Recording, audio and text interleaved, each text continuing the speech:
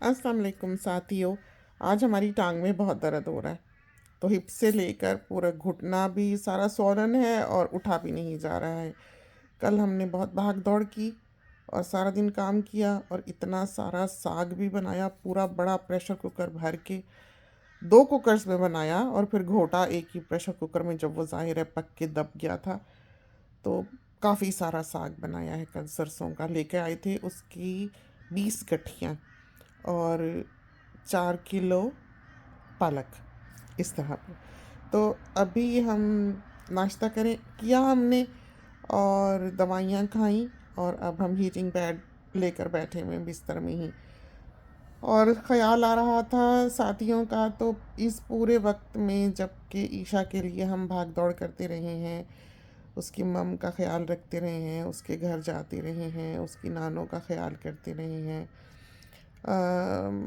हम थोड़ा थोड़ा अपलोड करते रहे हैं, लेकिन फ़ोन से ही। जो हमने छोटे छोटे क्लिप्स कल ओपन किए हैं वो हमने इस पूरे वक्त में महीने में बनाए थे। जो हमने अपलोड तो किए लेकिन ओपन नहीं किए, क्योंकि ऑटोमेटिकली वो ओपन नहीं होते, उसको कंप्यूटर पे जाके करना पड़ता है और हम कंप्यूटर पे जा ही नहीं सके हैं अभी तक। ये देखें, ये कपड़ों का ढेर, ये देखें हमने यहाँ पर रखा हुआ है। जो हमने साथियों को एक दो क्लिप्स में भी दिखाए हैं कि ये कपड़े हैं, और बहुत से साथी हैं वो ऑलरेडी बेचारे उसमें से ही स्क्रीनशॉट्स ले लेके भेज रहे हैं हमको कि ये वाला हमें चाहिए, ये वाला हमें चाहिए, और आज तक हमसे तस्वीरें नहीं ली गई हैं। तो हम पहले तस्वीरें ले लें, यहाँ पर दिखा लें, फिर जिस साथी को जो चाहिए होगा वो हम दे देंगे उसको। तो इसमें से ज़्यादातर तो बिल्कुल नए हैं, जो यूज्ड होंगे वो $25 शिपिंग दे के साथ ही ले सकते हैं।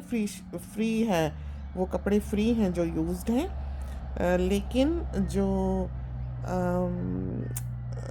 शिपिंग है वो उस पे पड़ती है। अ, इस वजह से वो आपको देनी पड़ेगी, जो कि $25 के करीब होती है। और फिर ये है कि इसमें ज़्यादातर नए हैं, तो बहुत से साथी जो हमारे इस पे आने वाले हैं, अम्मी की दवाई का टाइम हो गया और ये एक अलार्म नहीं बजेगा, बल्कि उधर वाला फ़ोन भी जो है वो इसके साथ लिंक्ड है, हम जाके उसको भी ऑफ कर दें। ये हो रहा है आराम हमारा, देखिए आप। अच्छा, तो हम ये कह रहे थे कि ये जो कपड़े यहाँ पर होते हैं, ये हम जो पहनते हैं दिन रात, ये बाहर की ज़रूरियात को सामने रखते हुए बनाए गए होते हैं कि कभी इनका रंग ना निकले, कभी ये फटे नहीं, कभी ये उधड़े नहीं, और इनकी सिलाई भी बहुत नीट हो। ऐसी सिलाई जैसी इन कपड़ों की है आपको कहीं से भी नहीं मिलेगी। दूसरा, कौन कह सकता है ये दुनिया में कि हम कुछ अफोर्ड नहीं कर सकते, कि आला से आला ब्रांड हम ख़रीद नहीं सकते? हम ख़रीद सकते हैं, इसमें कोई शक नहीं, लेकिन इसके बावजूद हम यही पहनते हैं। तो ये हमारी अपनी चॉइस है, और जिसने ये लेना है, पहना है, वो लोग सबसे पहले हमें लिखने वाले होते हैं जिन्होंने एक दफ़ा ये कपड़े यहाँ हमसे लिए हुए हैं कि उनको ये चाहिए, इसलिए कि उन्होंने इसकी कंफर्ट को फ़ील किया है। ये प्योर कॉटन है। आजकल प्योर कॉटन कोई नहीं देता है। अपने देसी लोग तो इंडिया पाकिस्तान में अगर कहीं सेल कर रहे हैं कॉटन कॉटन कह के, तो चलो माना कॉटन है, नहीं है, जो भी है, क्या क्वालिटी है, कितना उसका काउंट है, कितना उसका वज़न है, लेकिन वो इस फ़्लो में नहीं होती जिस फ़्लो में ये लिलन हमारा होता है।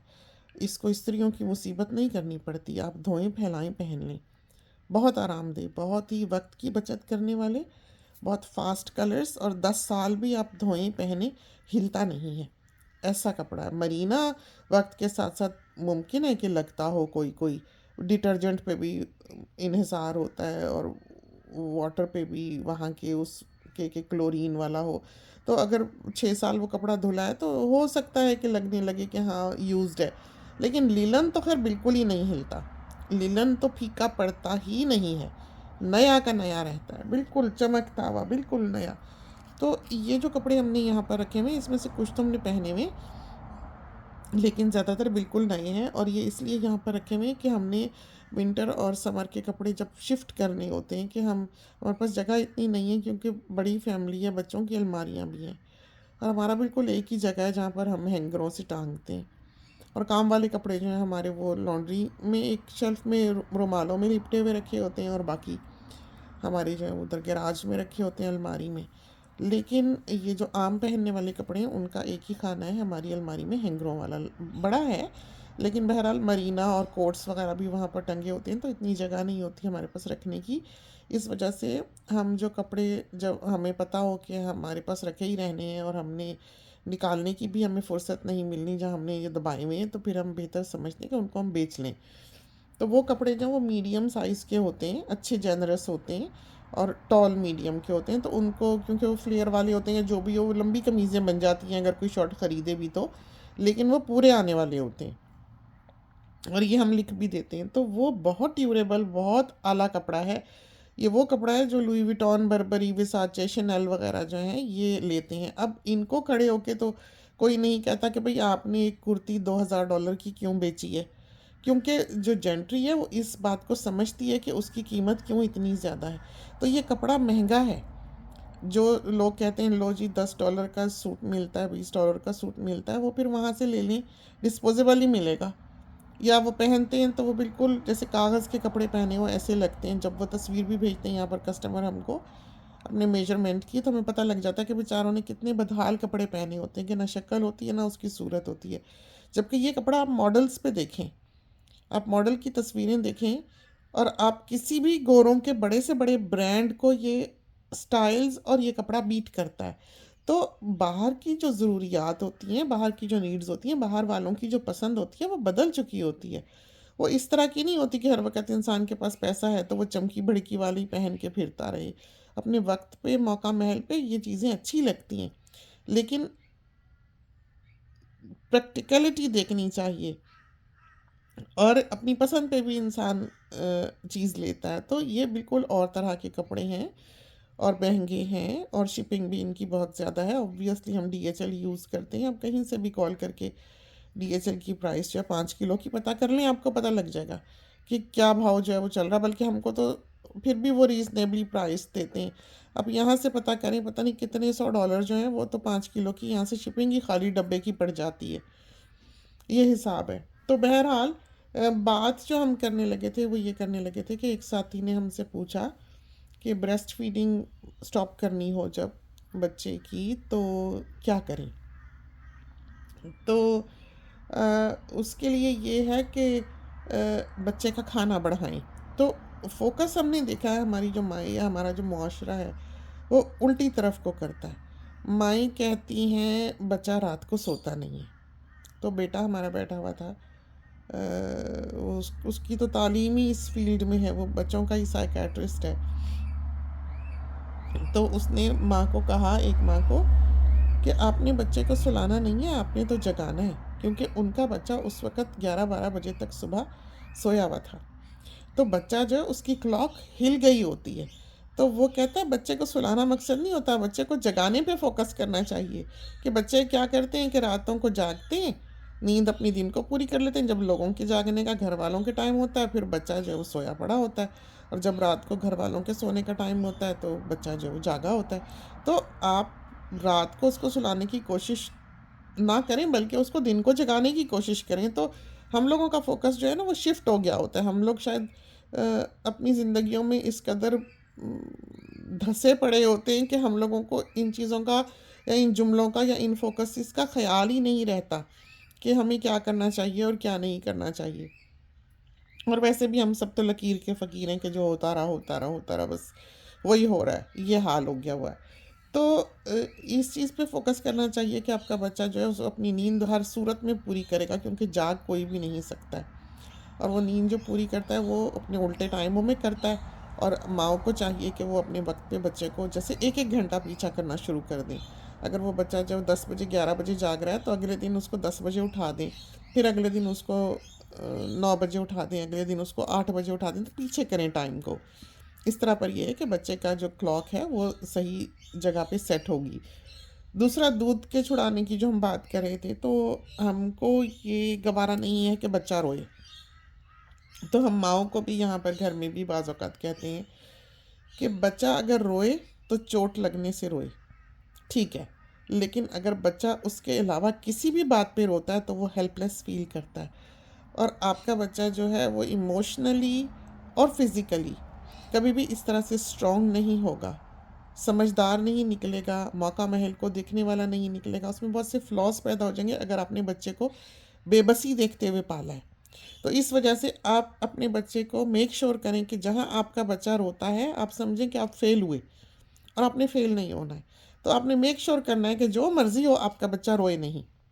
तो ये एक चैलेंज है जो हम यहाँ साथियों को देते हैं, और एक बहुत पते की बात है जो अपने साथियों के लिए यहाँ पर किए देते हैं कि जो मर्ज़ी हो जाए, उन्होंने अपने बच्चे से अपनी बात मनवानी है बिना उसे रुलाए। जहाँ वो रोएगा वहाँ वो बेबसी महसूस करेगा, और वहाँ पर आप एक अच्छा बच्चा नहीं पाल रहे ना। आप, हमें लगता है कि अच्छे पेरेंट हैं जो आपका बच्चा बार बार रो रहा है। तो ये चीज़ बच्चों में नहीं आनी चाहिए। बच्चों के साथ आपकी एक कम्युनिकेशन होनी चाहिए, क्योंकि जब आप ये कोशिश करते हैं कि आपका बच्चा रोए नहीं, तो आप मेक श्योर करते हैं कि आप उसके साथ बात करें। वरना तो हाथ पैर भी हमारे यहाँ चल जाते हैं, बहुत कॉमन है ये चीज़। हमारे घर में तो खैर ये सिलसिला बिल्कुल नहीं है, ना ही बच्चों को ये पता ही है कि कोई मार भी सकता है किसी को, कि वो हिट भी कर सकता है। तो हमें कोई कहने लगा कि स्कूल से बच्चा सीख लेता है, लेकिन हमारे बच्चों के स्कूल भी ऐसे नहीं है कि किसी की ये ज़रूरत हो कि कोई किसी को हिट करे, या ये पता ही नहीं है उनको कि मारा भी जा सकता है। बिल्कुल भी नहीं, बच्चों को हाथ उठाने का बिल्कुल अंदाज़ा नहीं है। तो बच्चों के साथ आप बात करें, और बच्चे को आपने रोने नहीं देना है। तो जब आप एक इस बात पे अपने आप को तैयार करते हैं कि आपने अपने बच्चे को रोने नहीं देना, तो यहीं पर दूध छुड़ाने का मामला भी आता है कि जब अपने बच्चे का दूध छुड़ाना है तो जाहिर है बच्चा ज़िद पड़ेगा, रोएगा, पीटेगा। तो आपने उसके लिए एक सोल्यूशन ढूंढना है ऐसा कि वो रोए भी ना और ज़िद भी ना पड़े, और आप आहिस्ता से उसको, जो दूध छुड़ाने का मामला है उसको तय कर पाएँ, मरहला है उसको तय कर पाएँ। तो सबसे पहले तो आपने इस पे फोकस नहीं करना कि आपने दूध छुड़ाना है, बल्कि आपने फोकस इस पे करना है कि अपने बच्चे को खिलाना खूब है। जब वो अच्छी तरह से खाए हुए होगा, उसका पेट भरा हुआ होगा, तो उसको दूध की इतनी क्रेविंग नहीं होगी। तो जो दूध पिलाने वाली जो हमारे यहाँ का कॉन्सेप्ट है कि बस बच्चा दूध पी ले बहुत है, बस बच्चा दूध पी ले बहुत है, जो हम सुनते सुनते बड़े हुए कि बस दूध जो है वो हड्डियों को मजबूत करता है, दूध जो है ये है वो है, बहरहाल बहुत सारी कहानियाँ हैं। तो जो साइंस है वो बहुत तरक्की कर गई है, और उसने हमें ये बात बताई है कि 1 साल से छोटा अगर बच्चा है तो फोकस दूध पे होना चाहिए, कि दूध पहले दें, खाना बाद में दें। कि दूध की बोतल दे दी, दूध का डब्बा दे दिया, किसी भी कप में डाल दिया, और उसके बाद जब वो अच्छी तरह से पी बैठा है तो ऊपर से उसको खाना खिला दिया, जितना भी वो खाता है। जब आपका बच्चा 1 साल पे हो जाए तो आपने उल्टा करना है इससे, आपने पहले उसको खिलाना है अच्छी तरह से जितना वो खाता है, और उसके बाद दूध की बोतल देनी है। तो फूड पहले आ जाता है 1 साल का बच्चा जब हो उसके ऊपर, और दूध बाद में आ जाता है। और वो ट्रांजिशन जो है उस वक्त फिर वो शुरू होता है कि वो दूध से वो उसकी अटैचमेंट जो है वो कम हो जाती है। तो इस तरह पर अगर आपका बच्चा जो है वो पेट उसका भरा हुआ है तो वो दूध के पीछे इस तरह नहीं आएगा, और जाहिर है कि बच्चा जब एक कंफर्ट के लिए भी अपनी माँ के पास आता है, कि उसको एक सुकून मिलता है माँ की गोद में। तो हम जब हमारे बच्चे थे तो हम तो, जब हमने बेटी को तो 3.5 साल तक दूध पिलाया, क्योंकि अफ्रीका में तो कुछ खाने को ही नहीं होता था। तो बच्ची ये सेहतमंद थी और वो भूखी रहती थी, तो हमारे पास चारा कोई नहीं था, तो हमने इसको फीड कराया। बाकी सोनी को हमने 2.5 साल तक फीड कराया, और बड़े ने तो पिया ही नहीं, ज़िद पे बस वो रहा कि उसने हमारा दूध नहीं पीना, उसकी हमारी बैटल रही दूध के मामले में। तो 6 महीने मुश्किल से, और हमारा इतना दूध था लेकिन वो बच्चा नहीं पीता था, उसने बस नहीं पीना था, उसने नहीं पिया। हमने हर कोशिश कर मारी, बहुत हम कहते थे कि लोगों का दूध नहीं होता, तरले मारते हैं कि दूध हो बच्चा पिए, और हमारा इतना दूध है कि कमीज़ हमारी सारा वक्त भरी रहती थी, दामन से कतरे बहते रहते थे, इतना दूध था कि सारा वक्त हम ज़मीन ही मॉप करते रहते थे। ये हाल था हमारा। उस वक्त कहाँ इतनी ये अफ्रीका में चीज़ें वीज़ें थी कि हम ये पैड्स वगैरह ले लेते, नर्सिंग पैड्स वगैरह, ये कुछ नहीं था। ये तो हम तो चादर ही कमीज़ में डाल छोड़ते थे, एक शीट, पूरी चादर कमीज़ के अंदर हमने ठूंसी होती थी कि हम हर वक्त गीले रह के घबरा जाते थे। इतना दूध था, लेकिन इसने नहीं पीना। और शायद डॉक्टर्स ने बाद में यही कहा कि जब हम सिविलाइज्ड दुनिया में आए, कि शायद फ्लो इतना था कि वो बच्चे को सांस ही नहीं आता था, और इसलिए उसने छोड़ दिया। और फीडिंग बॉटल से वो अपनी पेस पे पी सकता था, और अपना दूध अगर हम फीडिंग बॉटल में भर देते थे तो वो पी लेता था, हमसे नहीं पीता था। तो जाहिर है फिर इससे यही पता लगा कि तो हम इसी तरह भर के उसको जिस हद तक हो सके पिलाते रहे। और अब आजकल तो ये पंप्स वगैरह इतने होते हैं, बहुत अच्छे अच्छे मिलते हैं, छोटे बहुत कम्पैक्ट होते हैं। जैसे बेटी है वो तो अपनी कमीज़ में ही पंप डाल लेती है और आराम से वो दूध जो है वो भर लेता है। तो पहले ज़माने में ये कुछ कहाँ था, इस तरह की फैसिलिटीज़, और ख़ासकर अफ्रीका में जहाँ ये पैदा हुआ वहाँ तो कुछ भी नहीं था। बहरहाल मुश्किल से इसको बड़े को तो पाला है इसी तरह। और बेटी जो है वो वैसे ही पैदा 11.5 पाउंड की हुई थी, बहुत हेल्दी थी, और वो कोप कर गई होगी फ्लो के साथ, उसने पी लिया। बेटा जो पहला था वो 8.5 पाउंड का था, सोनी भी 8.5 पाउंड का था। और सोनी की दफ़ा इन सिविलाइज दुनिया में थे हम, ऑस्ट्रेलिया में थे, तो पता लगा कि जेस्टेशनल डायबिटीज़ हुई है हमको, जो बेटी की दफ़ा भी हुई होगी, जबकि हम 21 ईयर्स के थे। बेटी जब पैदा हुई है हम 21 साल के थे। तो उस वक़्त तो इतनी यंग एज में हमें हुई। और आप देखें कि उस वक़्त कोई ऐसे टेस्ट ही नहीं थे वहाँ, तो वो घर में ही पैदा हुई थी बेटी जो है, शुक्र है मियाँ साहब डॉक्टर थे। और बड़ा बेटा जो पैदा हुआ है वो तो कैपिटल में पैदा हुआ है, वहाँ के हमारी पोस्टिंग कहीं बॉर्डर के पास हुआ करती थी उस वक्त, लेकिन हमको हॉस्पिटल के पास 2 में 3 महीने ला के रखा गया था, क्योंकि हमारी हालत बहुत ख़राब थी। हमारी प्रेगनेंसीज भी बहुत ही बुरी गुजरती हैं, बहुत ही ज़्यादा, कि हम तो उठ चल फिर भी नहीं सकते, कुछ भी नहीं कर सकते, खा पी भी नहीं सकते, तो बिल्कुल हड्डियों का ढांचा ही होते हैं। बहुत मुश्किल से ये पैदा किए हुए तीनों। बस अल्लाह ताला इनको ज़िंदगी दे, से तंदुरुस्ती दे, और हर दीनी दुनियावी नेमतों से इनको माला माल करे, और नेक रहें, और अच्छे बच्चे हैं, बहुत ही इज़्ज़त करने वाले, मोहब्बत करने वाले, साथ जुड़ के रहने वाले। इंसान इससे ज़्यादा क्या मांगे, बस फजल मांगते हैं उसका, ऊपर वाले का। तो दूध जो है वो आप कम करते जाएं, ख़ासकर शाम के वक़्त या रात सोने लगे, या बच्चा रात को बहुत कम ऐसा होता है कि दूध से कंप्रोमाइज़ करे, वो रात को दूध ही चाहता है, तो दिन को आप पहले बंद कर दें, कि दिन को आप बच्चे को खिलाएं, और दिन का दूध जो है वो कम करते चले जाएं, करते चले जाएं, करते चले जाएं। बिल्कुल रात को जैसे सोने लगे एक दफ़ा दे दिया, या ड्यूरिंग द नाइट दे दिया, लेकिन उसके बाद आहिस्ता आहिस्ता आपने उसको भी कम करना है। तो हमारे वक्तों में तो ये करते थे कि ये जो कोनीन की गोली होती है ये पीस लेते थे, पीस के ये ब्रेस्ट पे लगा लेते थे, और बच्चा जब पीता था तो कह देते थे अब आप बड़े हो गए, अब दूध कड़वा हो गया, ये करते थे। तो, तो बच्चा जो उसको जब वो कड़वा लगता था तो वो फिर खुद ही मुंह नहीं मारता था पीने के लिए, आगे नहीं होता था, तो छोड़ देता था। तो लेकिन वो ये नहीं है कि एक ही दिन में आपने ये कर लिया, पहले आपने ये करना है कि आप उसको फूड की तरफ ज़्यादा डालें, जो कि 1 साल के बाद से शुरू हो जाना चाहिए, और पिलाते रहें। और उसके बाद जब उसकी उम्र आने लगे, जब आपने उसको बिल्कुल स्टॉप करना है, तो स्लोली एंड ग्रेजुअली, जैसे हमने अपना कोई बच्चा नहीं देखा घर में जो रोता पीटता हो दूध के लिए, कोई भी नहीं। तो सारे इसी तरह आराम से ही दूध से दूर हुए। ऐवान का बल्कि अर्ली छुड़ाया दूध, हम नहीं चाहते थे कि बेटी छुड़ाए, लेकिन बेटी को था कि और बेबी हो, तो फिर अल्लाह ने जब दिया, तो उसकी मर्ज़ी है, लेकिन वो चाहती थी कि जल्दी जल्दी वो 2-4 बच्चे पैदा करके और फारिग हो जाए, लेकिन उसकी ऊपर वाले की मर्ज़ी होती है, जब उसने देना हो वो जब ही देता है इंसान। Man purposes God disposes. खैर बहरहाल 1.5 साल तक ऐवान ने दूध पिया है, और अमानी ने अच्छा लंबा अरसा पिया है। अमानी ने तो अपने पूरे वक्त का समझो पिया है दूध, और इसी तरह आराम से उसको आहिस्ता आहिस्ता आहिस्ता आहिस्ता करते करते जो है वो छुड़ाया है बेटी ने। उससे माँ को भी आराम रहता है कि फिर वो फ़्लो वगैरह जो खुद ही आहिस्ता आहिस्ता बॉडी एडजस्ट करने लग जाती है उसके साथ।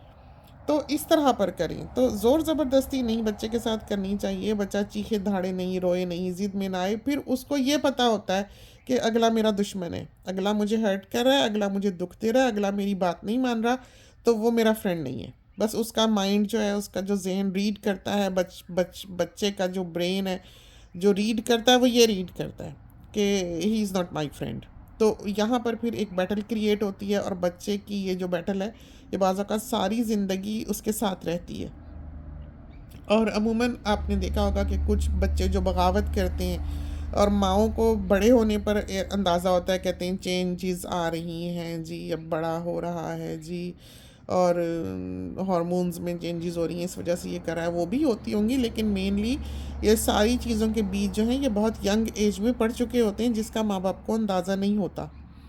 तो माँ बाप को चाहिए कि ऐसी चीज़ों से परहेज़ करें जो बच्चे को हर्ट करती हैं, उसको छोटा समझ के जो है वो उस पर जुल्म ना किया करें, या ये सोचें कि भूल जाएगा, या ये तो बिल्कुल इसकी कोई हस्ती नहीं है, बिल्कुल ज़रा सी चीज़ है, बच्चा है, चलो इसका क्या है, ये ना सोचा करें। क्योंकि सबसे ज़्यादा बच्चा उस वक्त अपने ऊपर किसी चीज़ का इम्पैक्ट ले रहा होता है और एब्जॉर्ब कर रहा होता है जिस वक्त माँ बाप को ख़बर नहीं होती। तो ये जो एक साथ है, ये जो एक मोहब्बत का ताल्लुक़ है, ये जो उसकी कंफर्ट एक ज़ोन है बच्चे का उसके माँ बाप का, वो कायम रहना चाहिए। जब आप बच्चे के साथ कभी भी ज़बरदस्ती करेंगे और बच्चा जहाँ रोने पर आएगा वहाँ पर उसको बस ये पता है कि आप उसके खैर ख्वाह नहीं हैं और आप उसके अपने नहीं हैं, तो इस तरह पर वो आपसे दूर हो जाएगा, और ये बीज उस वक़्त पड़े होते हैं। तो इतना फ़ासला माँ और बच्चे के दरमियान होना ही नहीं चाहिए कि उसमें कोई मिसअंडरस्टैंडिंग जो है वो आए, उसमें कोई ऐसा फ़ासला आए कि वो आपके साथ हर बात ना कर सके। तो माँ बाप को बहुत छोटी एज से, जबकि बच्चा चंद महीने चंद दिनों का होता है, उस वक़्त से इस बात का ख़्याल रखना है। पहले ज़माने में क्या करते थे, रोने दो जी, फेफड़े खुलते हैं, लंग्स खुलते हैं। तो ये बहुत ही बुरी बात है। अगर बच्चा ज़रा सा भी रोता है फ़ौरन उसको अटेंड करें। फिर कहते थे गोदी ना उठाओ, आदत पड़ जाएगी। तो बच्चे को तो टांगें लग जाएं तो वो तो पसंद ही नहीं करता कि आप गोदी उठाएं। तो एक साल भर का मर के वक्त होता है कि जब आप अपनी गोद भरी रख सकते हैं, तो खुदा के लिए बच्चा उठा के फिरा करें। तो ये बातें जो हैं ये ऐसी बातें हैं जिन पर कभी किसी ने गौर नहीं किया, और हम गलत करते रहे हैं। और हम बस आंख बंद करके एक साइकिल में घूमते रहते हैं, घूमते रहते हैं, घूमते रहते हैं, और उससे बाहर, उस बबल से बाहर निकल के देखते ही नहीं कि अपने दिमाग को भी थोड़ा सा इस्तेमाल करके इंसान सोचे कि ये बात किस हद तक दुरुस्त है, और क्या सोच रहा होगा बच्चा, और बच्चे का जहन किस तरह से काम कर रहा होगा, और ये बच्चे के लिए बेहतरी के लिए है भी कि नहीं, या जो हम कर रहे हैं वो सही है भी कि नहीं है। तो इन बातों पर थोड़ा सा सर धुना करें, थोड़ा सा सोचा करें। तो चलते हैं, थोड़ी सी बातें थी पेरेंट्स के लिए, माँओं के लिए, जो हमारा दिल किया हम कर लें, और बहुत ज़रूरी होती हैं ये शायद एक वक्त में जब हमारे ऊपर नौजवानी का दौर होता है, हम इन चीज़ों पर इतना फोकस नहीं करते, इसलिए शायद कि हम पर नहीं किया गया था, हमने ये देखा ही नहीं, हमने ये सीखा ही नहीं। और जब आप कोई साइकिल को ब्रेक करते हैं, एक चेन ज़ंजीर को तोड़ते हैं और बाहर निकलते हैं, तो उसके लिए आपको ज़्यादा सोच, ज़्यादा समझ, ज़्यादा एफ़र्ट की ज़रूरत होती है। तो उस एफ़र्ट को अपने अंदर ज़िंदा रखें और उस कोशिश को हमेशा जारी रखें, ताकि आप बेहतर पेरेंटिंग कर सकें। हर कोई होगा जिसको अपने माँ बाप से शिकायतें होंगी, अपने दिल में झांक कर देखें कि उसको होगा कि ये नहीं हुआ था, या ऐसे नहीं था, या हम बात नहीं कर सकते थे, या हम कह नहीं सकते थे, या जो भी बातें होंगी। मोहब्बतें अपनी जगह पर हैं, लेकिन शिकवा शिकायत हुआ ही करता है, ख़ासकर बॉयज़ को होता है, हमने ये देखा है। तो ये चीज़ें जो हैं, इन चीज़ों पे फोकस करें, और पहले दिन से अपने बच्चे के साथ एक दोस्ताना ताल्लुक़ रखें, ताकि आपकी एक पीसफुल ज़िंदगी गुज़रे, और आप एक भंवर का शिकार ना हो कल को, जो कि ज़माना और वक्त की हवाएं जो हैं वो पैदा कर दिया करती हैं, अगर फासले हों तो चलते हैं। अल्लाह हाफिज़।